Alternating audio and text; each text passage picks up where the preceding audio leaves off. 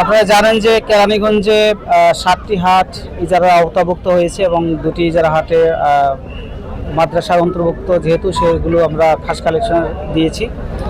Overall এখানে যে হাটগুলো রয়েছে, কিছু হাটে আমরা কিছু ব্যত্যয় দেখেছি। ব্যত্যয় হওয়ার ফলে আপনারা দেখেছেন যে 2টি হাটকে আমরা 5 লক্ষ টাকা অর্থদণ্ড করেছি এবং পাশাপাশি সকল হাটের ইজারাদারদের আমরা নির্দেশনা দিয়েছি যে সরকারি যে নির্দেশনা আছে সেই নির্দেশনার বাইরে যাতে তারা হাট পরিচালনা না করে, তারা আমাদের পক্ষ থেকে, উপজেলা প্রশাসনের পক্ষ থেকে এবং সরকারের যে নির্দেশনা আছে সেই নির্দেশনা যাতে বাস্তবায়ন করে। সবসময় এটা আমরা প্রথম থেকে আমরা বলে আসছি, যাতে কোনো ধরনের যানজট সৃষ্টি না হয় বা কাউকে হয়রানি করা না হয়, এবং যারা এই হাটগুলোতে গরু নিয়ে আসবেন ব্যাপারীরা, তাদেরকে যাতে সর্বোচ্চ সহযোগিতা করেন এবং তাদের যাতে ভালো ব্যবস্থাপনা করে দেন।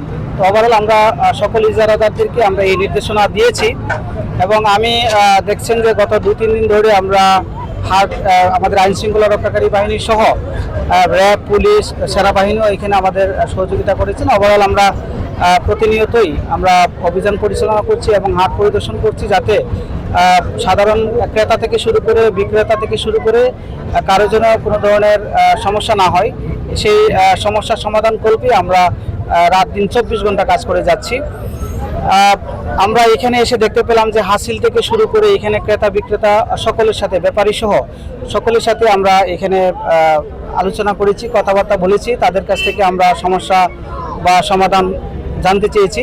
সকলে আমাদের কাছে ওভারঅল সকলের স্যাটিসফ্যাকশনটা সেটা আমাদের কাছে উপস্থাপন করেছেন। তো ওভারঅল এই যে হাটে, এই হাটে আমরা এখানে কোনো ধরনের ব্যত্যয় পাইনি। ম্যানেজমেন্টও ভালো। এখানে আপনার র্যাবের একটি কাউন্টার রয়েছে, পুলিশের একটি কাউন্টার রয়েছে এবং পাশাপাশি আমরা যে মেডিকেল টিম, সেই মেডিকেলের টিমের ব্যবস্থা আছে এবং সিসি ক্যামেরার আওতাভুক্ত পুরো হাটটি। তো ওভারঅল যে কোনো ধরনের অপরাধ কর্মযোগ্য যদি হয়ে থাকে বা হতে কোনো ধরনের সম্ভাবনা দেখা যায়, আমরা ইজিলি আমরা ডিটেক্ট করতে পারবো আসলে এটার সাথে সম্পৃক্ত করা। তো আমরা ইজারাদারদেরকে আমরা বলেছি যে ইজারাদার যারা আপনার যে হাটটি নিয়েছেন সেই হাটের আশেপাশে থেকে শুরু করে এবং এই হাটের মধ্যে যে যত ধরনের বজ্র আছে বা ময়লা আছে সবগুলো যাতে আগামী 12 ঘন্টার মধ্যেই তারা যাতে এগুলো এখান থেকে অপসারণ করে।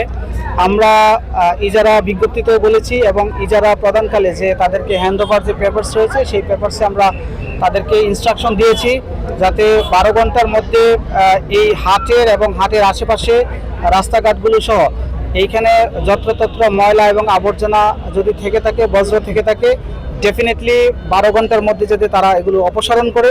যদি আমরা এর ব্যত্যয় দেখি বা অপসারণ করতে যদি ওনাদের কোনো ধরনের অসহযোগিতা আমরা পাই, আমরা আপনাদের সামনে বলে যাচ্ছি আমরা ডেফিনেটলি তাদের বিরুদ্ধে বিধি মোতাবেক ব্যবস্থা নেব।